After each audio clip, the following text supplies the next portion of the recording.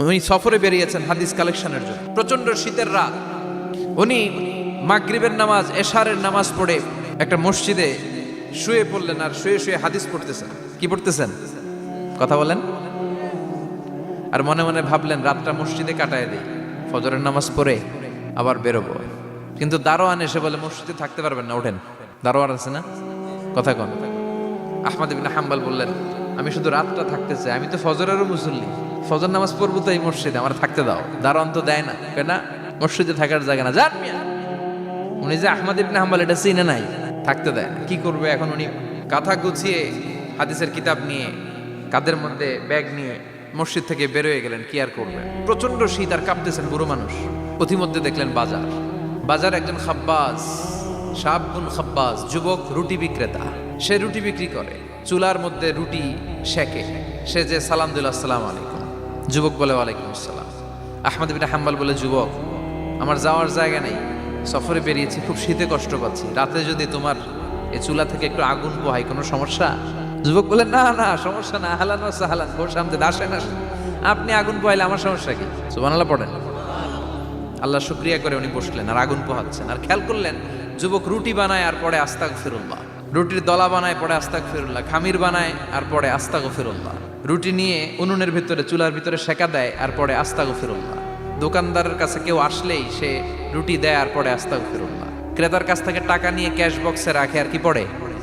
আবার রুটি বানানো শুরু করে আর কি পড়ে? খালি এইটাই পড়তেছে। ইমাম আহমদ ইবনে হাম্বল তো অবাক, কিরে এটা আবার কেমন যুবক, খালি আস্তাগফিরুল্লাহ। উনি প্রশ্ন করলেন যুবক ঘটনা কি? আসার পর থেকেই তোমার দেখতেছি তুমি রুটি বানাও, রুটি বিক্রি করো আর পড়ো আস্তাগফিরুল্লাহ, মালাকা ইয়া শাবাব। যুবক বলে আস্তাগফিরুল্লাহ আমার সবচেয়ে বেশি পছন্দের আমল, আমি সব সময় আঠার মতো ইস্তেগফারের সাথে লেগে থাকি আর সব সময় পড়তে থাকি আস্তাগফিরুল্লাহ, আর এর বদৌলতে আল্লাহ আমারে মুস্তাজাবুদ দাওয়া বানিয়ে দিয়েছে। আহমদ ইবনে হাম্বল তো অবাক, আনতা মুস্তাজাবুদ দাওয়া, তুমি মুস্তাজাবুদ দাওয়া রুটিওয়ালা? আমি এত বছর হাদিস পড়াই, আমিও তো মুস্তাজাবুদ দাওয়া না, আর তুমি রুটি বেচো বাজারে, তুমি মুস্তাজাবুদ দাওয়া, তুমি দোয়া করলে সব কবুল হয়ে যায়? যুবক বলে না আনা মুস্তাজাবুদ দাওয়া, আমি আমার জীবনে যত দোয়া করেছি কবুল করে নিয়েছে কে? সব দোয়া কবুল করে নিয়েছে আল্লাহ, একটা দোয়া ছাড়া। কয়টা? আহমদ ইবনে হাম্বলের কৌতূহল, কিউরিয়াসিটি আরো বেড়ে গেল। কি? সব দোয়া কবুল হয়েছে একটা দোয়া ছাড়া? মাযালিকা দোয়া ইয়া শাব, কি সেই দোয়া? যুবক এবার বলতে শুরু করলো আমার জীবনে যে দোয়াটা আল্লাহ কবুল করে নাই সেটা হচ্ছে আমি আল্লাহর কাছে অনেক চেয়েছি, অনেক দোয়া করেছি যে আল্লাহ শুনেছি এই জামানার সবচেয়ে বড় মুহাদ্দিস, তার নাম নাকি ইমাম আহমদ ইবনে হাম্বল। আল্লাহ তোমার কাছে আমার চাওয়া আমি যেন এই ইমাম আহমদ ইবনে হাম্বলরে দেখে মরতে পারি, আমি যেন ইমাম আহমদ ইবনে হাম্বলের হাতে হাত রেখে মুসাফা করতে পারি আর তার কপালে একটা চুমু এঁকে দিতে পারি। আহমদ ইবনে হাম্বল আবেগপ্রবণ হয়ে গেলেন, চোখের পানি ছেড়ে দিলেন, বললেন যুবক তোমার এই দোয়াটাও কবুল হয়ে গিয়েছে। আহমদ ইবনে হাম্বলের দেখা আর সাক্ষাৎ পাওয়ার জন্য আহমদ ইবনে হাম্বলের বাড়িতে তোমার যাওয়ার দরকার নেই, আহমদ ইবনে হাম্বল তোমার দরবারে ছুটে এসেছে। আনা আহমদ ইবনে হাম্বল মুহাদ্দিসুদ দাহর, আমি নিজেই আহমদ ইবনে হাম্বল। যুবক চোখের পানি ছেড়ে দেয়, আহমদ ইবনে হাম্বল চোখের পানি ছেড়ে দেয়। যুবক চিৎকার মেরে ইমাম আহমদ ইবনে হাম্বলকে জড়িয়ে ধরে, হাতে হাত রেখে মুসাফা করে, কপালের মধ্যে চুমু খায় আর আল্লাহর শুকরিয়া করে বলে ও ইমাম আসলে এই দোয়াটাও আল্লাহ আজকে কবুল করে নিল। বিশ্বাস হয় সবসময় ইস্তেগফার পড়লে আপনার দোয়াগুলোর এইভাবে কবুল করে নিবে কে? এই পাঁচটা জিনিস পাবেন সবসময় যদি ইস্তেগফারের সাথে লেগে থাকেন। রাজি আছেন তো? এজন্য বিশ্বনবী সব সময় নামাজে সালাম ফেরানোর পরে পড়তেন আস্তাগফিরুল্লাহ, 3 বার পড়তেন আস্তাগফিরুল্লাহ আস্তাগফিরুল্লাহ আস্তাগফিরুল্লাহ। পড়তে রাজি আছেন? ইস্তেগফারের অনেকগুলো আলফাজ আছে, সবচেয়ে ছোট ইস্তেগফার হচ্ছে এটা আস্তাগফিরুল্লাহ আস্তাগফিরুল্লাহ। আরো আছে আস্তাগফিরুল্লাহ আল্লাযী লা ইলাহা ইল্লা হুয়াল হাইয়ুল কাইয়্যুম ওয়া আতুবু ইলাইহি। বিশ্বনবী বলেন এই ইস্তেগফারটা যদি কেউ পড়ে, আত-তাওয়াল্লি মিন ইয়াউমিজ যাহাফ, যুদ্ধের ময়দান থেকে পালিয়ে আসা কবিরা গুনাহ। কি গুনাহ? কাফেরদের সাথে যুদ্ধ, আমি তাগড়া যুবক, তলোয়ার নিয়ে নেমেছি, আমার দেহের এক ফোঁটা রক্ত থাকা পর্যন্ত আমি যুদ্ধ চালিয়ে যাব, আমি ফিরে আসতে পারবো না, আইনটা কার? ফিরে আসলে কবিরা গুনাহ। বিশ্বনবী বলেন যুদ্ধের ময়দান থেকে ফিরে এসেছে এরকম কবিরা গুনাহ অবলম্বনকারীও যদি আস্তাগফিরুল্লাহ আল্লাযী লা ইলাহা ইল্লা হুয়াল হাইয়ুল কাইয়্যুম ওয়া আতুবু ইলাইহি পড়ে, ওই কবিরা গুনাহকারীকেও ক্ষমা করে দিবে কে? পড়তে রাজি আছেন তো? আবার সাইয়েদনা আবু বকর বললেন, ইয়া রাসূলুল্লাহ আল্লিমনি দুআআন আদউ বিহি ফি সালাতি, এমন দোয়া আপনি আমারে শিক্ষা দেন যে এই দোয়াটা আমি নামাজে পড়তে পারি। বিশ্বনবী বললেন, পড়ো আল্লাহুম্মা ইন্নী যালামতু নাফসি যুলমান কাসীরান ওয়া লা ইয়াগফিরুয যুনুবা ইল্লা আনতা ফাগফিরলি মাগফিরাতাম মিন ইনদিক ইন্নাকা আনতাল গফুরুর রহিম। সুবহানাল্লাহ পড়েন। এটাও ইস্তেগফার। আমরা এটার বলি দোয়া মাসুরা, সালাম ফেরানোর আগে পড়ি না? যেখানেই ক্ষমা চাওয়ার কথা আছে ওইটারই কি বলে? ইস্তেগফার। আল্লাহুম্মা ইন্নী যালামতু নাফসি, আল্লাহ জুলুম করেছি, যুলমান কাসীরা, অনেক জুলুম। ওয়ালা ইয়াগফিরুয যুনুবা ইল্লা আনতা, তুমি ছাড়া এই গুনাহ ক্ষমা করার তো কেউ নাই। ফাগফিরলি মাগফিরাতাম মিন ইনদিক, তোমার দয়ায় আমারে ক্ষমা করে দাও। ইন্নাকা আনতাল গফুরুর রহিম, তুমি হলা ক্ষমাশীল। ঠিক কি না? এটাও ইস্তেগফার, এটাও পড়বেন। আর এই সব ইস্তেগফারের শ্রেষ্ঠ ইস্তেগফারের নাম সাইয়্যিদুল ইস্তেগফার। যত ইস্তেগফার হতে পারে এর মধ্যে সবচেয়ে শ্রেষ্ঠতম ইস্তেগফার নাম কি? কথা কন। বুখারীর বর্ণনা, শাদ্দাদ ইবনে আউস রাদিয়াল্লাহু তাআলা আনহু বর্ণনা করেন, এই সাইয়্যিদুল ইস্তেগফার দিনের বেলা যে পড়বে ওই দিনে মারা গেলে সে জান্নাতি। এই সাইয়্যিদুল ইস্তেগফার রাতের বেলা যে পড়বে ওই রাতে যদি ইন্তেকাল হয় ওই লোকটা জান্নাতি। মুখস্থ আছে না? কার কার মুখস্থ হাত তুলেন। মাশাআল্লাহ, তাবারাকাল্লাহ, মাশাআল্লাহ, মাশাআল্লাহ। আর যাদের নাই তাদের হোমওয়ার্ক, তাদের আল্লাহুম্মা আনতা রাব্বি লা ইলাহা ইল্লা আনতা খালাকতানি ওয়া আনা আবদুক ওয়া আনা আলা আহদিকা ওয়া ওয়া'দিকা মাস্তাতা'তু আউযু বিকা মিন শাররি মা সানা'তু আবু'ু লাকা বিনি'মাতিকা আলাইয়া ওয়া আবু'ু লাকা বিযামবি ফাগফিরলি ফাইন্নাহু লা ইয়াগফিরুয যুনুবা ইল্লা আনতা। সুবহানাল্লাহ পড়েন। আজকে রাতে পড়ছেন, মারা গেলে জান্নাতি। চিল্লায় পড়েন না আল্লাহু আকবার। এজন্য বিশ্বনবী বলেন, আমার আগের গুনাহ মাফ, পরের গুনাহ মাফ, তারপরেও প্রতিদিন আমি 70 বার তওবা ইস্তেগফার পড়ি। আজকে থেকে পড়তে রাজি আছেন তো? বেশি বেশি ইস্তেগফার পড়া যাবে না? একটু প্রাণ খুলে, দিল খুলে আওয়াজ করে পড়েন তো আস্তাগফিরুল্লাহ।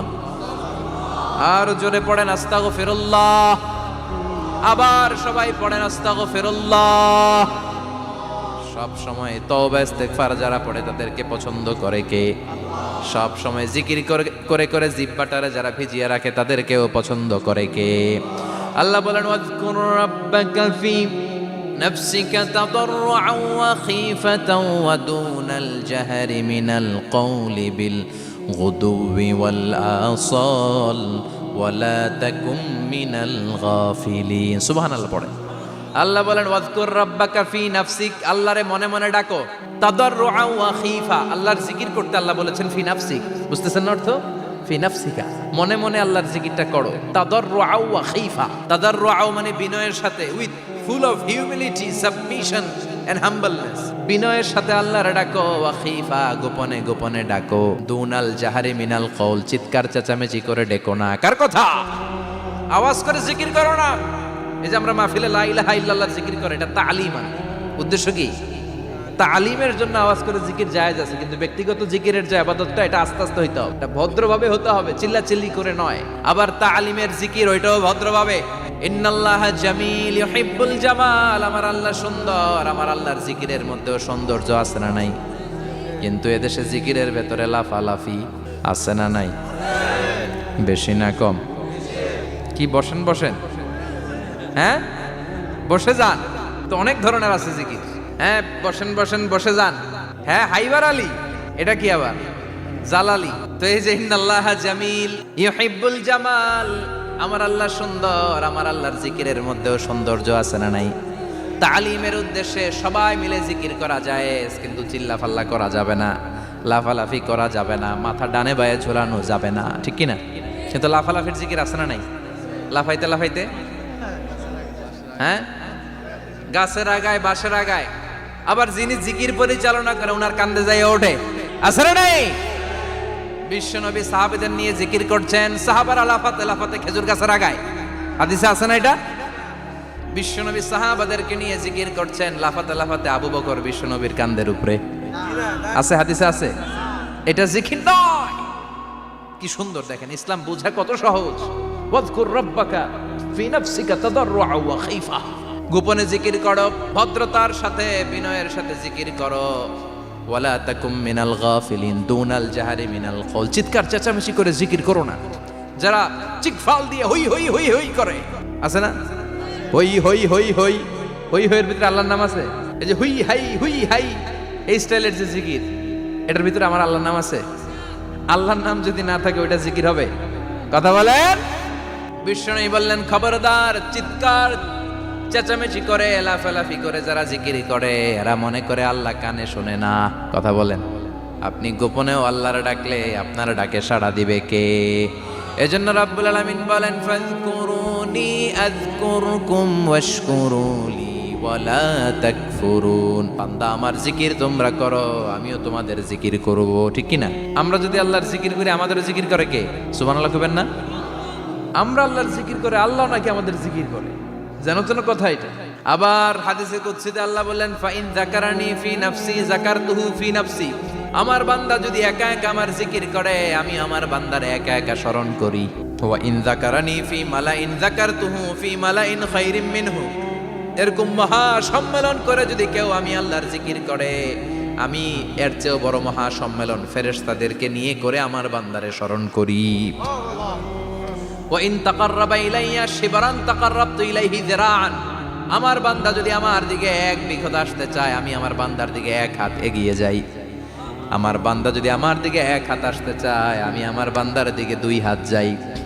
ওয়া ইন আতানি ইয়ামশি আতাইতুহু হারওয়ালা। আমার বান্দা যদি আমার দিকে হেঁটে হেঁটে আসতে চায়, আমি আমার বান্দার দিকে দৌড়ে দৌড়ে যাই। সুবহানাল্লাহ পড়ে। এজন্য বিষ্ণু বলেন, লা ইয়াজালু লিসানুকা রাতবাম মিন যিকরিল্লাহ। আল্লাহর জিকির দিয়ে জিহ্বাটারে ভিজিয়ে রাখবা। কার কথা? চিল্লায় বলেন, কার কথা? সবসময় আল্লাহর জিকির করতে রাজি আছেন তো?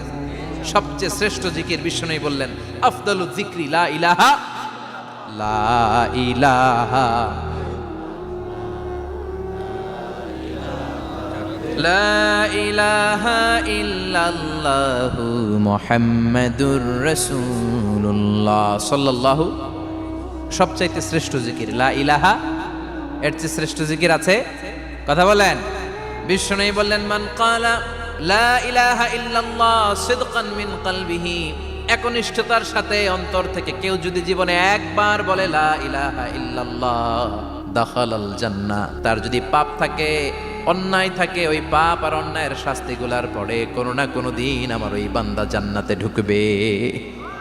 একবার যদি খালিসান মিন কলবিহি সে পড়ে লা ইলাহা ইল্লাল্লাহ, তার জন্য জান্নাতকে অবধারিত করে দিয়েছে কে? আবার এটার নাম আল্লাহ দিয়েছে কালিমায়ে। কথা বলেন। দরাবাল্লাহু মাসালান কালিমাতান তাইয়িবাতান কাশাজারাতিন তাইয়িবাতিন আসলুহা সাবিতুন ওয়া ফারউহা ফিস সামা। সুবহানাল্লাহ। পবিত্র বাণী এটা কালিমায়ে তাইয়িবা। আবু সাঈদ আল খুদরি থেকে বর্ণিত, মুস্তাদরাকে হাকিম আর সহিহ ইবনে হিব্বানে এসেছে। বিশ্বনবী বলেন, মুসা আলাইহিস সালাম আল্লাহর একবার প্রশ্ন করলেন, ইয়া রাব আল্লিমনি দুআআন আদউ বিহি। আপনি আমার এমন একটা জিকির শিক্ষা দেন যেই জিকির দিয়ে আমি শুধু আপনার জিকির করব, কেউ এই জিকির করতে পারবে না। এই জিকির জানবো শুধু আমি আর জানবেন। কথা কোন? প্রশ্ন করছে কে? হ্যাঁ, কাকে করেছে?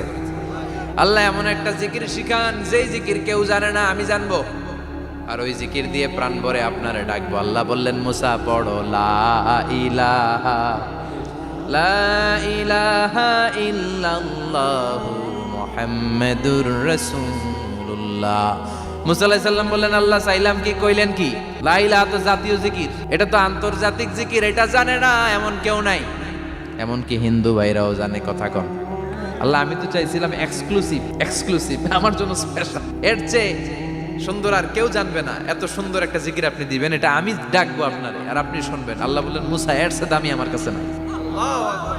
লাউ তাদউ লা ইলাহা ইল্লাল্লাহ ফি কাফা। লা ইলাহা রে যদি মুসা এক পাল্লায় রেখে দাও, ওয়াস সামাওয়াতু সাবউ ওয়াল আরদিন, সাত আকাশ সাত জমিন যদি আরেক পাল্লায় রেখে দাও, লা ইলাহা এক পাল্লায়, সাত আকাশ সাত জমিন আরেক পাল্লায় ওজন যদি দাও, লা রাজাহাত কাফাতু লা ইলাহা ইল্লাল্লাহ। মুসা দেখবা মুহূর্তের মধ্যে লা ইলাহা ইল্লাল্লাহর পাল্লা ভারী হয়ে গেছে। সাত আকাশ সাত জমিন এক পাল্লায়, শুধু লা ইলাহা ইল্লাল্লাহ এক পাল্লায়, মুহূর্তে লা ইলাহার পাল্লাটারে ভারী করে দিবে কে? এটা বিপ্লবী বাণী। আমরা এটার ভিক্ষার মধ্যে লাগাইছি। এখন ভিক্ষা করার সময় লা ইলাহা আছে না নাই?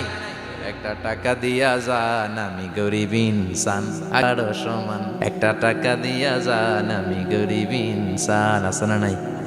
জুমার নামাজের সময় ভিক্ষা করে, একটা টাকা দিয়া যান আর লা ইলাহার জিকির লগে। আছে না নাই? এটা আমরা ভিক্ষার জিকির বানাইছি, এটা তো বিপ্লবী বাণী। এই বাণীর পক্ষে যারা, তারা ন্যায় আর সত্যের পক্ষে চিল্লায় বলেন ঠিক কিনা। এই বাণীতে যারা বিশ্বাস করে তারা এক আল্লাহর সামনে মাথা নত করে দেয়, গোটা পৃথিবীর কোন শক্তির সামনে ওই মাথা নত হয় না, ঠিক কিনা। এই লা ইলাহা যারা আমরা মানি, আল্লাহ ছাড়া কারো সামনে মাথা নত করব? কোন শক্তি আমাদের মাথা নত করাতে পারে? এই কালেমার আন্দোলন যারা করে তারা আল্লাহ ছাড়া পৃথিবীর কাউরে ভয় পায় না, আর তারা চায় কালেমার পতাকা পৃথিবীর মধ্যে যেন পথ পথ করে উড়ে, ঠিক কিনা। বাংলার জমিনে কালেমার পতাকা উড়ুক, আমরা চাই কি চাই না? কোনো একদিন এ দেশের আকাশে কালিমার পতাকা উড়বে, সেদিন সবাই খোদাই বিধান পে দুঃখ বেদনা ভুলবে। কোনো একদিন এ দেশের আকাশে কালিমার পতাকা উড়বে, সেদিন সবাই খোদাই বিধান পে দুঃখ বেদনা ভুলবে। চিৎকার করে বলেন ঠিক কিনা। এই কালেমার সমাজ যদি হয়, ওই সমাজে কেউ লাঞ্ছিত হবে না, ওই সমাজে কোনো নারী নিগৃহীত হবে না, ওই সমাজের কোনো কাজের মেয়েরা ধর্ষিত হবে না, ওই সমাজে দুর্নীতি থাকবে না, ঘুষ থাকবে না, চাঁদাবাজি থাকবে না, টেন্ডারবাজি থাকবে না। সমাজটারে শান্তি দিয়ে সমৃদ্ধ করে দিবে কে? এজন্য সব সময় জিকির করতে হবে একজনের, চিল্লায় বলেন তিনি কে? শ্রেষ্ঠ জিকির হচ্ছে লা ইলাহা। করতে রাজি আছেন? সব সময় জিকিরটা করতে রাজি আছেন?